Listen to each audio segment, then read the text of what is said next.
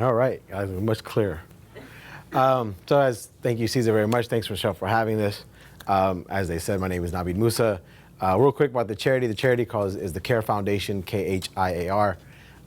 It's basically, it's a world foundation, if you will, but there's a branch in the Phoenixville area, Montgomery County, and we're building a mosque. I'm a practicing Muslim, and we have a mosque being built there. We've already purchased the land, and now we're building like a 30,000 square foot facility to have a school, indoor facility for the kids and stuff like that and whatever. So the donations are really going for the construction of it to provide an Islamic school there, after school program, but it's all open to the general public regardless of your faith. So that is, in a nutshell, what the charity is about. As far as myself, I've been in real estate since 2000, so for 20 plus years. I'm gonna give you a little quick background, family background, not too much, just to kind of give you the story of the grit of the foundation of my business, which I spoke at some other event. So I'll take another step back. My why for doing this is several reasons. I suck at public speaking, so I need to get better at it, so I'm getting out of my comfort zone. I see a lot of people have a very short success, and I'm happy for them, but they'll sell or flip one house or do a wholesale deal, and then they feel they can have a master class or a mastermind group, and they just want to go forward with that. And I'm glad you're having success in some of you that they're doing. That's awesome. But those same people, if adversity hits, they can't guide you to those things. And that's when it counts. It's the adversity that kind of shapes you. Anyone can go on YouTube and learn how to flip a home, really wholesale a deal or become a property manager or whatever it is. But once you go through it, when you hit the hard times, when you hit the tenants who don't pay, the contractors who take your money and run, and the wholesale deal where the buyer backs out, well, how do you handle those, right? So for many, many years, I kind of sat by the sidelines and would just pull my hair when I had it. And it was like, this is driving me nuts. How can you do this? Like, how can you tell these people you're this, yeah, you had success, but you haven't gone through a lot of this stuff, you know? So that's my why of doing this, is also that you guys are gonna go through some, can I curse? Okay, you're gonna go through some shit. You're gonna go through some serious shit here, left and right. And I hope you don't. But a part of me kind of hopes you do a little bit, because that's how you're really gonna learn. You know, it's not out of a bad place, it's just kind of see, but that's how you learn and grow. No matter if you're a 5-year-old kid or a 50-year-old kid. That's how we all learn and grow. So, my family background. I'm first generation here, born in this country. My family is from Uganda, Africa. They came here in 72. The terms of them coming over were pretty simple and direct. You have 90 days to leave the country, or you're basically shot on the 91st day and you're left here for dead. And the story behind that is, if you were not from a certain tribe, you couldn't stay. And if you were from that tribe, you could stay. And so my mother was expecting son number 6 at the time. And so in October, roughly the fall season, they left in 72. My father went to Italy via Red Cross. My mother had family in the UK, so she was able to go to the UK with all the kids. And then March, April, roughly of 73, Red Cross got them together. A church sponsored my family in Carlisle to come to Harrisburg. So that's how we made it here to this country over here. My father and mom built a business of hotels and restaurants, and they had lost everything. They needed to leave Uganda with only one suitcase per person, the money in the house, the money you had in your pocket, any assets were seized, businesses, cars, houses, and whatever clothes you couldn't fit in the one suitcase, you didn't get it. Whatever money was in the bank, you couldn't take it with you. That was it. So they had to start from scratch over here. That's the quick background on that there. And the reason I'm giving you that is that to show you when I explain kind of what I put myself through, as opposed to what people put me through as well. In 1998, was working at a credit union, and this gentleman kept coming in and depositing these checks. He worked at the state. I was a teller, and I had to ask him. I was like, "How the hell where's this money coming from? I see your paychecks coming in, but you're buying this $25,000, $30,000 checks." And so he said, "Meet me Saturday here." I was in Harrisburg at the time. "Meet me at this property, a multi-unit in Harrisburg. Let's go check it out." Okay. And when I go there, I just see we go to 3 units. One of the units just had a mattress and a pillow in it, nothing else. So I'm like, this is gonna go one of 2 ways. Either this is not gonna go good for me, or it's gonna go, I'm gonna learn something, or this is gonna be just like a network, an episode on TLC or something like that, one or the other. But it was good. He basically was telling me what was called now house hacking. It was a loophole in FHA. If you had a 3-unit building, anything less than four units or less, you guys, most of you may know, you live in one unit, you rent out the other, you can get FHA financing for it. So back then, I understand this is 1998. So a lot of it was loosey-goosey on the hands over there. He was basically getting FHA financing and then not living in the place and just renting all 4 units out. And then he'd refinance it back out and pull out $25,000, $30,000. He did it, and his wife would do it separately. So all these checks were coming on these refis and stuff like that. And so that's how that was my introduction to real estate in 1998. For many years, as I was at the credit union, I thought about that moment, and I got promoted and became from a teller to a teller supervisor to the IT manager. When I got to IT, I was making a lot more money. But in normal fashion, like most of us, more money, we spend more, right? We increase our living, we make more money, and it's like, okay, well, this car is no longer good, this car is better. These clothes are no longer good, it's over here. So, and I'm like, no, I'm gonna be different. I'm gonna go ahead and I'm gonna invest in real estate. The problem was, I was a lazy mofo. I really wanted to do all the work that was involved. Although he told me that it was, hey, just put a mattress in and get a refinance to get a check back. What he didn't tell me, and what I didn't ask, was the renovation side of the stuff. For those who flip, we all know the horrors of a contractor and renovations. So I decide I'm not gonna be the statistic, and then because I got a better job, just dump all this money out into cars and clothing and going out and stuff like that. I was like, oh, I'm gonna get into real estate. I had a shitty credit score to begin with, so I started fixing my credit. That same gentleman who came in to the teller line, I reached out to him, and he said, here's the person who I used. I met with them, talked with them. They were a one-stop shop. They were private money lenders, contractors, and lenders for refinancing out. And they were wholesalers too. So I just went to them, I said, here's what I'm looking for. They would find the property, renovate it for me, and refi it out and give me everything. And it was like no money at all. I'm like, oh, this is great. It was great on paper. I was getting a 3-unit building, 2 blocks from the governor's mansion in downtown Harrisburg, all in for $125,000. And I was getting an $8,000 check back at closing, right? So for the most part, it looked good. Until stuff started happening in the building that I didn't know would happen to a building. If you tell me I'm getting a turnkey building, I'm thinking it's perfect. For the next 30 years, I have to do nothing to it, right? That's not the case. I ended up staying in the middle unit. Moved, I was 25 at the time. Stayed in the middle unit. I rented out the first floor to someone who worked at the credit union, and I rented out the 3rd floor to a family member. Next thing you know, it's, I don't know, 9, 10 o'clock at night, I gotta, on the door, it's the tenant from the 1st floor. Hey, my lights don't work. I'm like, oh, maybe it's just the bulb. Go to put the bulb in, it's not the bulb. So I go to the light switch, and I still remember, I go to the light switch, and it pushes in. I go to turn it on, it just doof. I'm like, what? And I put my hand on it like this, and the whole wall is just going like that. And I'm like, wait a minute. So I'm like, give me a minute. So I go, should I get the screwdriver, take it out, look at it.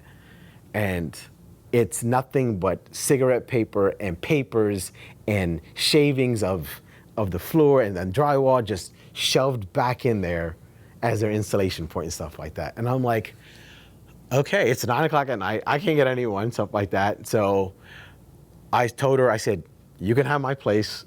I'm gonna go back to my mom's. So I went home, I gave her my place until I can get it fixed. Of course, I'm just gonna make some dates up here. Basically, we settled on February 1st. She moved in March 1st. And these problems happened like March 3rd, for example. It was really, really close time frame. So I called the person who found me the deal, that gave me the lending and all the contracting. I called them up and said, hey, what's going on here? He was like, oh, no, they're good. And I'm like, no, they're not good. You need to come see this. Now, this is before iPhones, guys. You understand? You had the flip phones, yeah, the Nextels. So there was no FaceTiming. There was no to send me a picture. And there wasn't those things. It was like, no, you got to come, set a meeting, come check it out, all that kind of things. So very ironically, they could never make a meeting that I wanted to show them the place. Oh, we're busy. Oh, I forgot. Oh, I got held up. I I don't want to say I was naive. I want to say I was stupid, and I was scared because my ego and my pride refused to actually admit what was going on. I knew I was getting scammed. I knew it, but I didn't want to admit it. If I admit I was getting scammed, then I was admitting to my dad that he was right. I should have never bought the place, right? So I'm like, okay, oh yeah, I understand life gets, okay, that's fine, let me know. They never came back out. They never did. So I called him, like, I'm blessed to have 6 older brothers. I called my one up and said, listen, here's what I'm going through, and he's in real estate. And he said, yeah, call this guy if he'll come. He did. Gentleman came out, helped me out. Before I know it, that one light switch was a $15,000 electrical issue that on the whole building, which I would have paid double more because it was a fire hazard waiting to happen. And to make matters worse, during the discovery of this issue, we go to the basement to look at the electrical box. There's asbestos from side to side on every single pipe.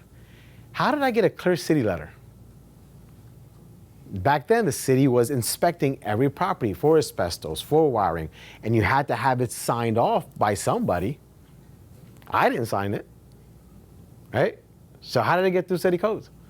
I'm like, all right, so I'm like, I gotta figure out how to get rid of this. Got the electrical problem done, and then I'm like, okay, I told the tenants, I gotta get this taken care of. That poor lady in the first floor, again, I was like, I'm gonna put you up at a hotel. You can stay there for a couple of days, I get this stuff done. Now, not gonna lie, I didn't go get a hired company. I got 2 of my friends. We put on some clothes from Kmart and some big ass gloves from Heckinger's, and we said, let's remove this stuff. And we put everything in plastic in a.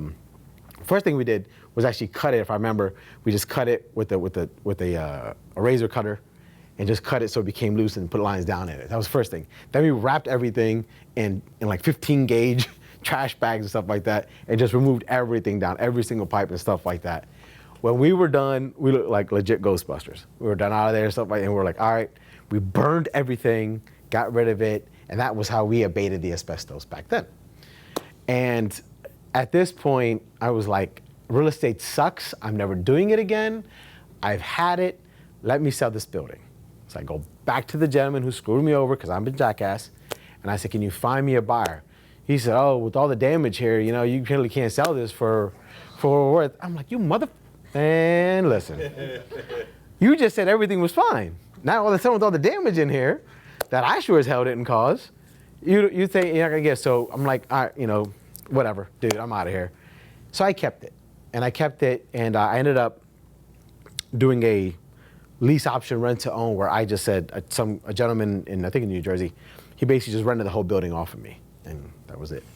That became another headache because I didn't consult anybody with that because I know everything. I'm 25 and I'm on top of the world.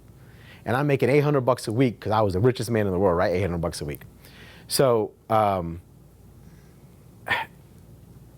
the refinance that I had done before I did this was only a refinance for the principal and the interest, not the taxes, okay? My note, I want to say it was like $800 and some odd dollars a month. So when I did the lease to own, I did it. I said, yeah, $800 a month. I wanted it gone. It went out of my head. My now wife, we just got engaged, so I wanted to relocate out to this area.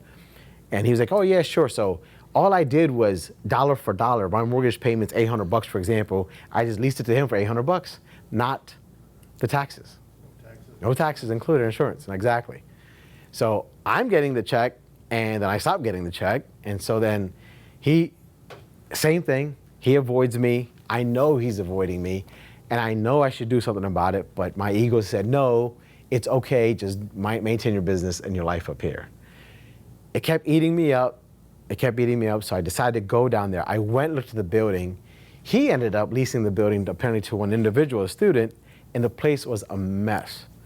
And the sewage had collapsed in the basement, so it was horrible. It was just a clusterfuck for the most part. Ended up going to foreclosure when it was all said and done, and I lost the place.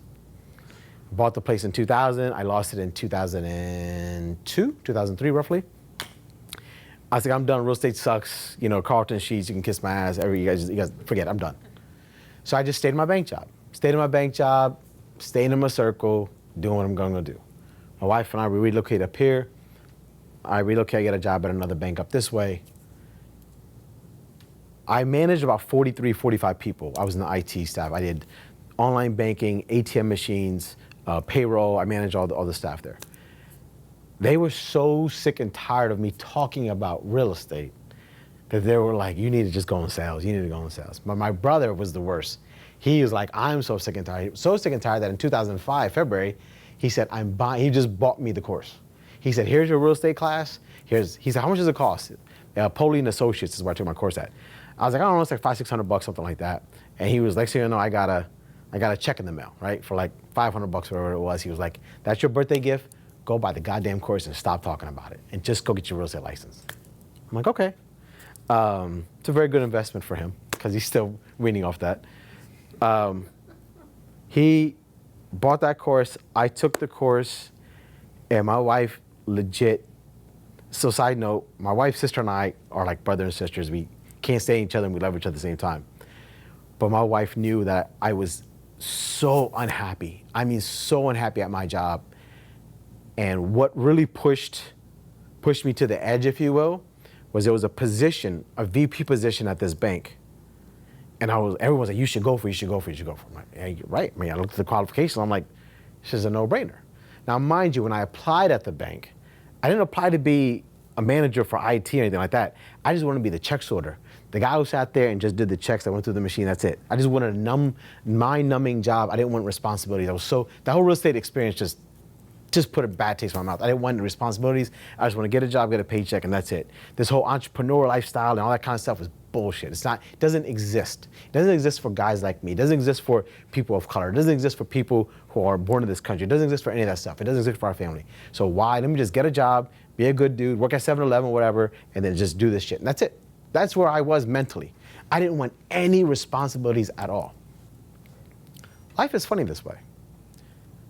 I applied for that job. They interviewed me, and the manager said, what the hell are you doing? So, what do you mean I'm applying for this job here?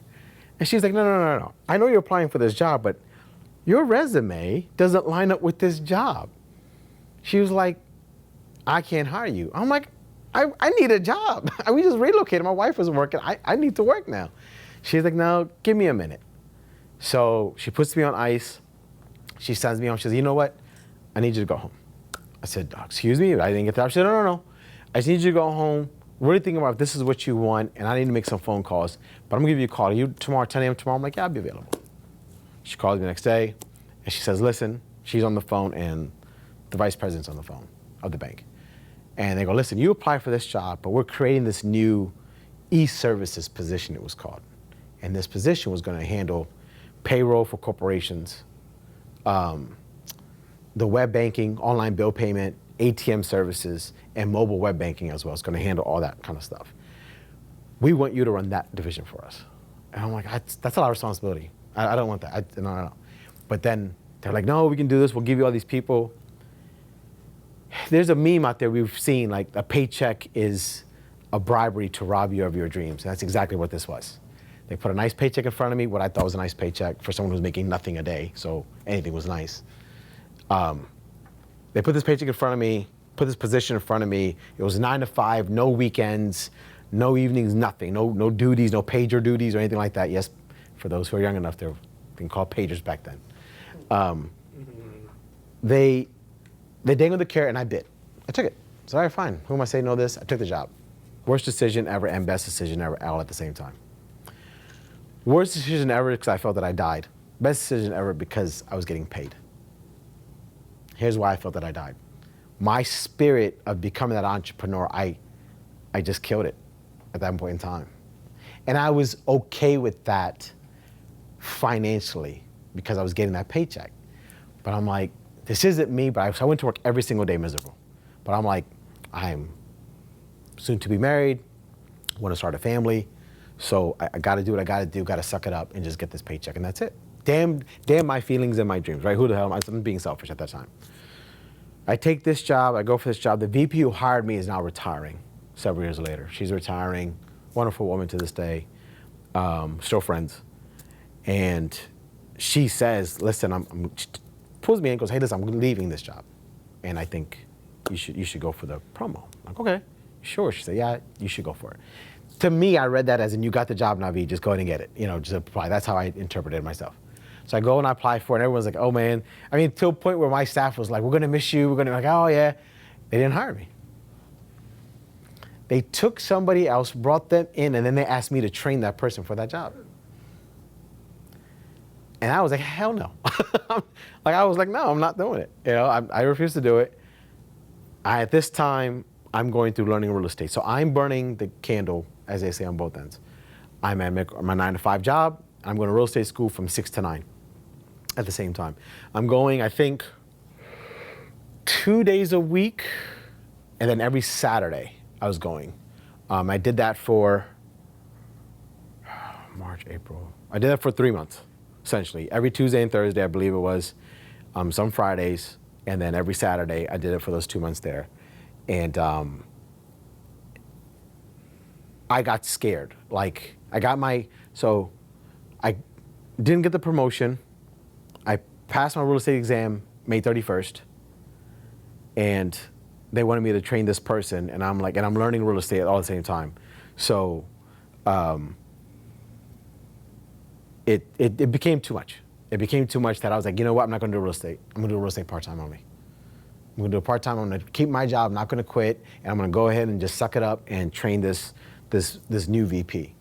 So I did it, and as I'm training this new VP, every single day I'm just dreading it. I'm like, I can't believe I didn't get this job, and so I'm like, I can't do this. So I put my notice in. Didn't tell my wife that I was quitting. I put my notice in at work. Here's what really solidified, because I was scared when I did that. When I put the notice in, I was super, super scared. I was like, I put this notice in, I didn't tell her, I don't have a backup plan. And for those who, I think Mayleen's the only one here who knows my wife, she's very conservative. She's very, very, very conservative overall. So I know if I would have told her, she would have said, you're a jackass, go back and get your job. So that's why I didn't tell her. I was like, no, I'm not telling you, because I don't want you to convince me to do, quote unquote, the right thing. When I put the notice in, they didn't even try to get me to stay. Nothing. What they did do was they posted my job. 2 people. You took my job and you posted 2 people. So you knew what I was actually worth. I didn't know apparently what I was worth, but they knew what I was worth. I was worth 2 people the whole time. So now I was like, that was the best thing that could have happened. When I saw that, I'm like, shit, I'm worth 2 people. I'm out this bitch. I gave y'all a 4-week notice. It's now a 2-week notice. I'm out of here, right? Now I left and I was on cloud 9 until I got home and told my wife that I quit. Cloud gone. Cloud was totally gone. I was on the floor. It was over. So I'm like, okay, now what do I do? I said, look, babe, I got it figured out. I'm gonna commute to Harrisburg, because that's what I was familiar with. I didn't know this market over here at all. So I commuted to Harrisburg. So this is why I kind of led that little side note of her sister and I. Her sister, married, has kids. They were living in Harrisburg, outside of Harrisburg. They said, you can come stay with us 3-4 days out of the week. I was like, great. So I went there every Sunday night, and I came home every Thursday. So that was it. That took a toll on our marriage. We had just got married. That took a toll on our marriage, so I stopped that. So now I'm commuting to Harrisburg from Oaks Audubon, basically, which is 1 hour and 40 minutes roughly, one way every single day. I'm commuting, going back and forth, back and forth. Meanwhile, I'm on this German car on 20-inch wheels that's like $60 a day in gas, okay? I'm maxing out my credit cards just to put gas in. I'm doing this, I'm doing all that. And I had some good stuff happen to me. But before that happened, some more bad stuff happened to me. I got my license, I'm commuting in Harrisburg, and I call my brother up who's in real estate who will help me out with my building. He goes, you know what, I have an agent who does a lot of REOs. REOs, foreclosures, real estate owns what it stands for. He does a lot of bank-owned properties, a lot of REOs. He could use your help, and I'm buying a lot off him, so I know he's busy. He was like, I'll make a phone call, he'll hire you. Great, no problem. So he does. He goes, come here, hire him. You come here, you got the job, man. I know your brother very well. If you're anything like him, this will work out great. So I took his word for it. So I go there. The dude's a douchebag. He's an idiot. And I go there and I do what I think what I'm supposed to do, which is evaluate these properties. So quick little education here. When a property goes into foreclosure, okay, when it actually gets foreclosed on, the bank the bank says they hire an asset management company. So for example, if Bank of America forecloses on a bank, Bank of America doesn't actually, they buy it back, but they hire a third-party property management, asset management company to run those assets for them, only the foreclosures. That asset manager is now tasked to find a realtor in a database to run the properties for them. By running it for them, I mean put it up for sale and evaluate them. That evaluation part is called a BPO, a broker pricing opinion. Now they were paying back then about 50, 60 bucks per order. All you need to do, you drive by the house, you take a front picture, an address picture, an angle and an angle, the front street, the back street, and you go back to your office, you sit down and you pull comps. That's what you have to do. 50 bucks and you're done. I did about $3,000, $2,500, $3,000 worth of that work in 1 month for this gentleman here. He told me how to do it. I did everything. And at the end of the month, it was time to get paid. The agreement was you get paid every single month. At the end of the month, whatever work orders you do, let's say if it's 60 bucks, he kept 15, the balance came to me essentially is what the agreement was, or whatever the numbers were. It was time to get paid, and when it came time to get paid, he disappeared. I couldn't find him for a couple of days. He literally didn't show up to the office, wouldn't answer a phone call, nothing like that. So I kind of found a way to trick him to come into the office. I kind of cornered him, if you will, and then he was like, no, you don't deserve to get paid because you did everything wrong. I'm like, why would you wait 30 days to tell me I'm screwing up? It doesn't make any sense. So he refused to pay me. And I didn't know what to do, didn't want to call the wife up, so I said, you know what? There's a person he spoke about that was kind of like his enemy, if you will, in the business that he didn't like. And I knew where he was, so I went over there. I went over there and I said, hey, here's what I do for so-and-so, but here's what he did to me. And he goes, okay, so what do you want me to do? I said, I want to come work for you doing the same thing for him. I said, just to stick it to him, because I'm petty like that. He's like, yeah, sure, come on. He said, I'm petty too. Let's do it. It's okay, great. So I sat down. He had five BPOs, like I told you guys, BPOs. He had 5 BPOs. And here's what the deal. I said, I'll do those 5. You don't got to pay me nothing. If I do it right, I get the job. If I don't do it, I'm going to go back home, get a job at Wawa's, whatever, and be out. Okay, sat there, did them, knocked them out. Told my wife, hey, I got to stay a little bit late. Yes, I lied to her. Yes, I got to stay a little bit late. Got some extra work here to do and stuff like that. I won't be home till tonight, like 10, 11 o'clock. All right, no problem. So I knocked out the work about an hour or so. He goes, he looks at it, and he goes, is this what you did for him? Now, at that point, my heart just fell. I'm like, damn, I really was screwing it up, because the way he said it. He goes, is this what you did for him? I'm like, yeah. He was like, you're hired.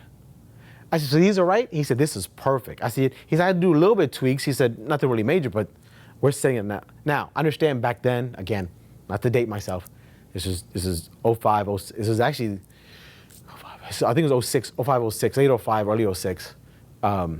We had to print out the pictures, put them in an envelope and put them mail because we couldn't send attachments and emails and stuff like that. Yes, it was too big. The attachment there was no Google Drive and Gmail back then. It was all AOL and Yahoo and Hotmail. And so we had to print everything out, print the report out, put it in a stamp, send a packet off and stuff like that to the asset managers. And that's what we had to do. So that was my job. My job was to do these orders. So I'm like, okay, great. Now, I did not tell my wife what happened. I didn't tell her they didn't get the money. I took a credit card advance, essentially, is what I did. To say, I got paid, babe. That was it. Maxed out that credit card for the 15 billionth time. And so I'm commuting now back and forth every single day, but at least money's coming in now. So I had to go through all that BS. I'm doing these work orders. It's paying the bills for the most part. The problem is I had maxed out so many of my credit cards, and the interest were so high that although I'm making money, I wasn't making any money. The money was coming in was just paying all the backlog debt that I had accrued. So now I have my 487 credit score, right? And a $50,000 car, and that's all right. That's awesome. And I'm going back and forth and just paying and paying. I'm not telling my wife any of this stuff. I'm just keeping it to myself. So eventually it just goes and goes and goes and goes, and it catches up. Late notices come in the mail. This comes in the mail. For the most part, my wife's a workaholic, so she was working and had several other jobs too to help make ends meet when I was in this transition. So she was home, I wasn't. She saw the mail and said, what the hell is this? Yeah, busted. So I told her what was going on. Obviously, she wasn't very happy about it, I should say. And a few words were exchanged. And that was that. And then so it was hard to hear, right? Because as, you know, at the risk of sounding macho, as a man, it hurt, right? I'm the man of the house. I provide for my wife. You know, here's this woman is working full time and has 2 part-time jobs, and I have one job to do, and that's to do real estate, and I can't even do that very well, apparently, right?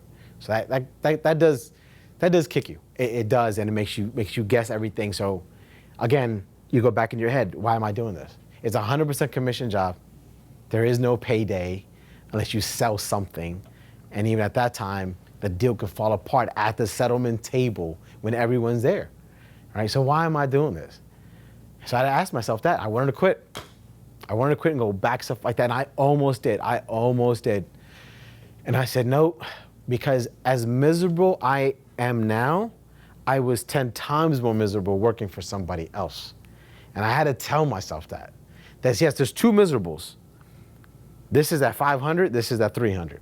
I'll take miserable 300, basically, is what I had to tell myself. And so I said, you know, I apologized to her. I said, I'm sorry, I should have never done it. You're right. I said, it's just, I didn't want to think I was a failure. And you know, I'm not sure exactly what was all said, but for the most part, it was basically, listen, just tell me what you're doing, what you're going through, so I can kind of help you out. That's all I'm asking for. And guys, females are actually pretty easy. Just listen to them, feed them, and make them laugh. They're pretty much happy. That's it. And that's all she really wanted. She said, just tell me what's going on. That's all she wanted was to talk. You know, so I didn't give her enough credit. I didn't. So I said, okay, fine, I'll tell you. And then she proceeded to yell at me some more after that. And so all the cards on the table, she said, all right, what do we need to do? And so I told her what I needed to do. She said, okay, fine, let's get it done. So we were getting it done. We had our first deal. Finally, I closed an actual real estate sale. Again, $50 per order wasn't bad. You're making $2-3 grand a month, pre-tax dollars, okay? But you're commuting every single day. You're putting 50, 60 bucks a day in gas. So it's eating up a lot of the profits. I sell my first deal, and I get like a check for $1,000 off that one deal, plus the $2,500 or whatever I was making off that. So it's a good month. So another deal, and another deal, and another deal. And it was like, all this is like great. So now the money's coming in. I'm like, okay, thank you, right? The money's coming in, bills are getting paid, all that kind of stuff. But old Navid kind of creeped in the back of my head, was like, we got this money, let's go spend it and go buy some stuff. Instead of saving it, so I bought some more dumb shit. And that was it. What happened? The market tanked. 2008 happened. 2008 happened. Nobody was selling nothing at the time. It was all short sales and all that kind of stuff, which was in my wheelhouse, but I was competing. So I quit. I said, I'm not gonna do this shit. And I called my brother up and I said, hey, I know you opened up this dealership. He has an exporting business of cars. I said, I know you have this exporting business of cars. You want to open a dealership. I need a job. He said, I'll hire you. So he hires me. And I actually ended up taking a part-time job, believe it or not, right here in Reading, off of Perkiomen Avenue, where the McDonald's is and the Home Depot and stuff like that. There's a Verizon store in there, or was a Verizon store back in the day there. I was working part-time there in the Verizon store and going back and forth, and I was miserable again. Because although I love my brother, I'm still working for somebody. But I got bills to pay. Bills that I created. Bills that I created. No one put a gun to my head and say, go to Macy's. No one put a gun to my head and say, go to Foot Locker. It was just bills that I created, right? It's a cycle I think that a lot of us do, is we get excited and we make this money and we feel, I worked very hard, let me treat myself. The problem is the reward system that a lot of us give, me included, especially me included, the reward system doesn't balance off. We feel, here's how I kind of tell people. My son got an A on his test. So he goes, Dad, can I stay up till midnight on Friday because I had an A on my test? Can I play games till midnight? Absolutely. Dad, I got to come Saturday. Dad, I got an A on my test. Can I stay? Whoa, whoa, whoa, whoa, whoa, whoa. You were rewarded for that A on Friday, son. So as adults, we do that. We work hard all day and we get that paycheck. We deserve this reward, but that reward outweighs what we put up with to get it. It's just natural. Why we do it, I couldn't even tell you. But I feel that we all do it. And so, this money's coming in and all this is taking place. And then, like I said, the recession hit.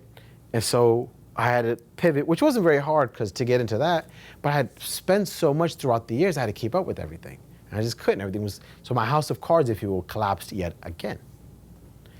My rock bottom My rock, and I love my kids. Everyone knows I've got 2 children. They are the world for me, and I will kill anybody who tends to hurt them. Simple as that. I have a 9-year-old and a 15-year-old. My 15-year-old now, at the time, I believe he was born in, I think this was he was 3 years old. He was still in a booster seat, car seat. He wanted 99-cent chicken nuggets from McDonald's. I didn't have it. I'm driving a $50,000 car, but I don't have 99 cents for my son to get chicken nuggets. I'm a jackass of a father. There's no way to put it. That was my rock bottom. When I couldn't buy my son chicken nuggets, that was my rock bottom, simple as that. And I said, I can't keep doing this. And we had now this poor kid, I'm pretty sure he's probably messed up a little bit because of this, but whatever. We went into a house, a foreclosure, and I was like, go through the window and unlock the door for daddy. So I legit just opened the door. He went in, opened it up, stuff like that. I was like, my man, let's go. So gave him a high five, and he walked in the house, stuff like that. He's been in more foreclosures probably than a lot of you guys have, with all due respect. This kid has been in shitload of properties at the age of 3 and on. And so we go through, and he's all this kind of stuff, and he worked hard. I did it. I opened the window. So it hurt that his reward of the chicken nuggets, I couldn't give it to him. Right? Because he was like, I opened the door for you, daddy. I went through the window for you, daddy. I'm pretty sure I sniffed some shit for you, daddy. I shouldn't have been sniffing for the 3-year-old. There's some shit I'm pretty sure I touched the shit and showed the 3-year-old. Don't tell mommy touch that shit. Just let it go.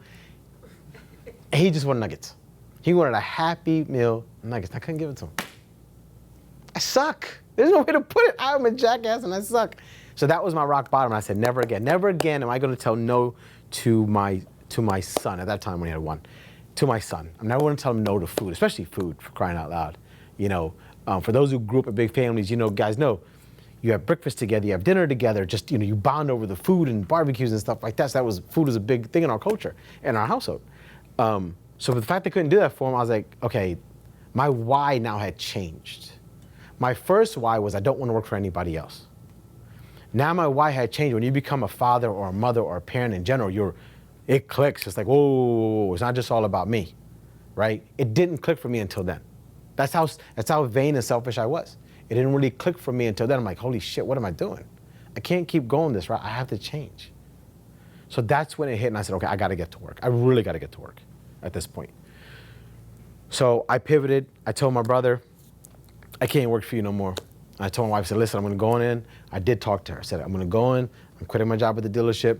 I'm quitting the store I'm quitting the Verizon place. I'm gonna go all in on this. She's like, are you sure, Navid? I said, yes, I am sure. I want to do this. She said, are you sure? She asked me like 4 or 5 times. So she asked me 3 times, and here's why. In Islam, there's a thing, heaven lies at a mother's foot before you go to the father. So essentially, the stairway to heaven is 3 steps, and it lies at the mother's foot. So before you do anything, if you're questioning it, you ask your mother 3 times before you ask your father once. That's the importance of a woman, especially a mother in Islam. So, and my wife is not Muslim. She's Hispanic. She grew up Catholic, but she does respect, you know, the faith that I practice. So every time I'm in a jam and I don't know, she always asks me 3 times, right? So she's like, are you sure? You sure? You sure? And I was like, I am. I'm sure this is it. I'm gonna do this, and we're gonna, you know, get this rocking and rolling. And I get my notice at the dealership. I told my brother, he was crushed, but he respected it. I just quit the Verizon store. What the hell with you guys? I just quit there, and which you never should burn a bridge. But I did. I just quit, and I go through all this stuff, and I'm like, got my second wind.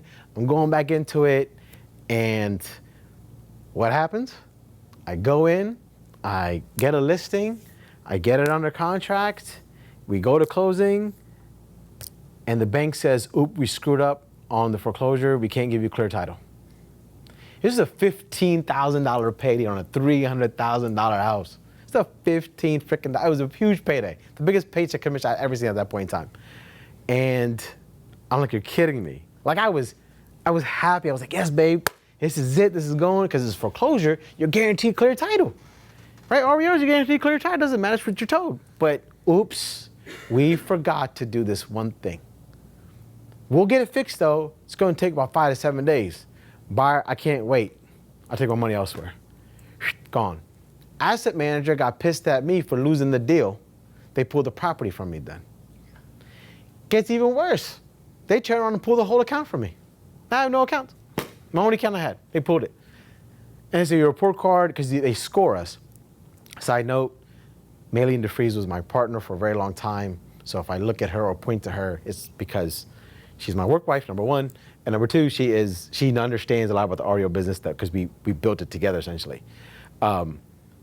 It got pulled. And I'm like, oh my gosh. So I'm like going to my wife, I'm like, I don't know what to do. This happened. And she was like, I don't know what to tell you. You know, she's like, you gotta figure it out. That was it. Like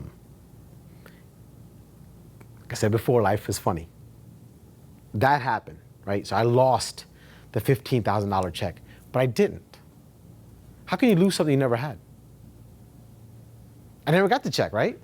For you to lose that cup, I had to give it to you and take it from you. But if you go to the Starbucks drive-thru and you order it and you don't pay for it, and I tell you, sorry, we're out of that drink. You never lost that drink, right? So I didn't lose the 15 grand. In my mind, I felt I did, but once that clicked, that mindset clicked, I didn't really lose it. I'm like, hold on, I never had it. So there's another opportunity out there.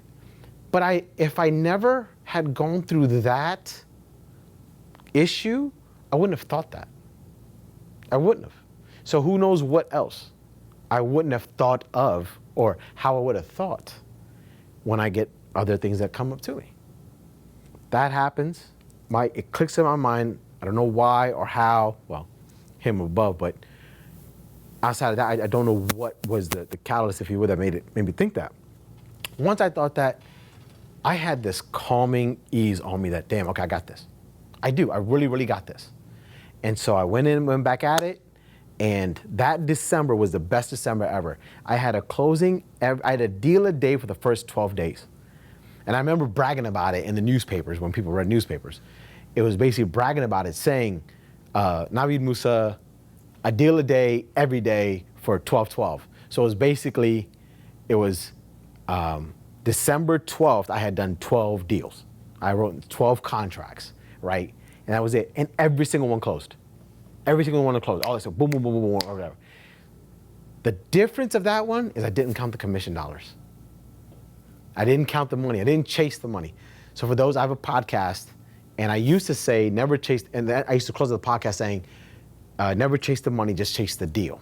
If you focus on the client, everything else falls into place, right? So to me, I had to understand that it wasn't about my commission check.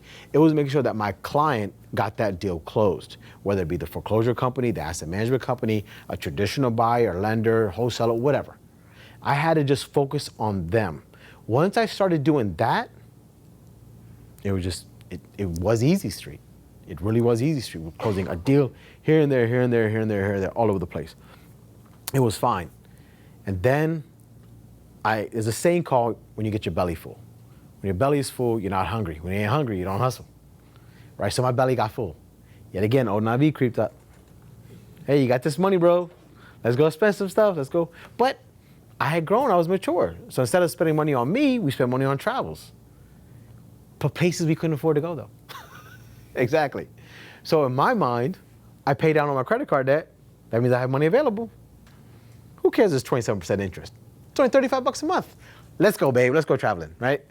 So it was a cycle that I kept doing myself. I kept shooting myself over and over into. But what I realized, I wasn't the only one.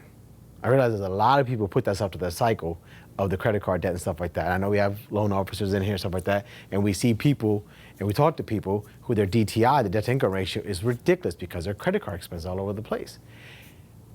Not that I took solace in that, but once I realized that it wasn't just me, I did feel a little bit better. But I wanted to be unique and figure it out on my own. Or my ego just said you can figure it out on your own, one or the other. I'm not sure yet. Pretty sure it was ego. So I figured out how to manage debt and stuff like that. So that, although we went on the trips and we did spend a good amount of money, I didn't come back overspending, if you will. It was enough where I saw the signs from my previous habits in the back, right? My previous habits of the past, I should say. They're saying, "Oh, Navid, stop, no, we can't stop. Right? Pay this down, pay that off, pay this down, pay that off." The bad thing with real estate is you can make a shitload of money. The good thing with real estate is you make a shitload of money, right? So something we always talk about is you can make 10 grand, but if you can't budget $1,000, what the hell are you gonna do with the 10 grand? And I was never taught to budget. And it took me till I was in my 30s to realize I don't know how to budget. So I had to learn budgeting, right? Now I've gone to a place, business is coming and going, things are going out of there and stuff like that. And I had a little small bullshit, but they're not major stories. There's a Q&A after this, so I want to kind of keep to that. But for the most part, the path that I have gone, so I'm an agent here at this office. And I just recently, Manny and I reconnected and we're sitting in that office right there. And she asked me, she's like, "So how are things going?" I said, "They're going good." She said, are you where you want to be?" I'm like, no one's ever asked me that. I was like, yeah, I am. I am where I want to be. The funny thing is, the path how I thought I was going to get there and the path I actually get there were two different paths. Legit different paths, right? I thought I was going to get into a successful spot of real estate by listing a home, being a buyer's representative, listing a home, not this investment path. I didn't know anything about wholesaling. I knew nothing about flipping homes. I didn't want to know. I went to real estate school. So when I went to real estate school, it was how to write a contract, represent a list side, represent the buy side. That was it. So I just saw these commission checks and getting money that way. Life is funny. I wanted that path. It said, no, you're going to take this path. Once I started not resisting that path that was written for me, things came a little bit easier. A lot of the times, in my opinion, we feel this is the better road we need to travel to get from here so I can sit down at that chair. That is your thought. That doesn't mean it's fact. We just think that, right? Well, we're taught in school the shortest point between two distances is a straight line. That doesn't mean it's the most efficient way. The shortest way is not the efficient way. It's just the shortest way. The efficient way, because guess what? There could be a bomb right here and a landmine right over here. But it's the shortest way, right? We are trained that way for all of our lives. Sit down, say, no, don't touch, do this, straight line, keep your hands out, all this stuff, all these rules and rules and rules. I'm not telling you to throw the rules out the window. What I'm saying is that maybe they're meant to be bent a little bit here and there. We weren't all born the same. We're all born, but the path in front of us is different for every single person. Doesn't matter of our gender, doesn't matter of our race, doesn't matter of our culture, doesn't matter about any of that stuff. It's the path we were given. We feel this is the path we're going to be going on because we were told to go on this path from such a young age. The reality of it is, who the hell knows what our path is going to be? But you don't know till you take it, right? You don't know till you actually try it. And you go, okay, fine. I don't want to live a life of what ifs or only if. I don't want to live that kind of life. I want to say, hey, I did it. Did I fail? Yep, I absolutely did. I've had more failures than successes in the generic terms of the definition of those two words. But I can honestly tell you guys that getting to this stage where now, okay, I have my own office in Pottstown. I have a property management company. I purchased a warehouse that I'm going to make it to a storage facility. I own land that I'm building a new construction home facility on. I own a campground, an RV park, a tiny home community, taco trucks. I would never have thought that these ownership opportunities or these income revenue streams were possible for me. For those who don't know, it took me 2 years to finish my senior year. I failed my first senior year in high school. I had to go again. I went to college. I dropped out all 3 times. I tried the path. Go to school, get your good grades, go to college, get a degree. This is what you're told. No problem. I tried it. Didn't work. Mom and dad weren't happy, but it is what it is. It's just, if you take away anything from today, sometimes trust your gut. Sometimes trust your gut. And if you don't have a disagreement with your significant other, consider yourself lucky, okay? This path of entrepreneurship, I don't care if it's real estate or not, it's not for everybody, but it's for anyone, is what I tell people. It's not. It's for anyone, but it's not made for everybody. And I say that with confidence because I know people who took the real estate course one time, the real estate path, and passed the exam on the first time, and now they're out of it. I know people who've taken the course 7, 8 times and are still in the game. Just because you can pass the test doesn't mean you're good at it. It just means you're a good test taker. That's all it really means. Think about it. That's all it really means. It just means you're a good test taker. But whatever's in front of you, it's okay to be scared. It's okay to question it. It's okay to doubt it. But don't run away from it. Please. Like I said, if you take away anything, just don't run away from whatever's in front of you. Look at it, touch it, smell it, try it. As long as you don't flare up and get diseases from it, you're good. Seriously, just try. And I mean, hell, today I lost some money today on a deal. I lost over 100 grand on a deal today. Stuff like that. I'm still totally fine. I couldn't say that. I couldn't say that. And had I not gone through that BS that I put myself through, no one else put me through it. No one else forced me to do this thing. No one else forced me to overspend or buy this or buy that. It was all on me. It was me wanting to show off to my friends and my family, ha, I made it. Yes, you graduated on time and I didn't graduate on time, but I still made it because look at my car that I can't afford, but I got a car, right? And so enjoy the mistakes. Enjoy the fuck-ups. Enjoy them. If you do it twice, that's on you. It's on you do it twice. You know, I'm a dumbass. I did it several times. I get it. But learn from them. Don't avoid what's in front of you. Don't run from what's in front of you. It's there for a reason. And I am a religious person, so for those who do not believe in God, that's totally fine. That is on you. But for those who do, there's a reason why things happen to us. There's a reason why contractors screw us over. There's a reason why that settlement fell apart. There's a reason why the car didn't start. There's a reason why that red light was too long. There's a reason why all this stuff happens. There's a reason why you guys said, you know what, I'm going to come to this event tonight talking. There's a reason why some people said, I'm not going to go there tonight. That's your reasons. As long as you're okay with those reasons, keep going forward. That's it.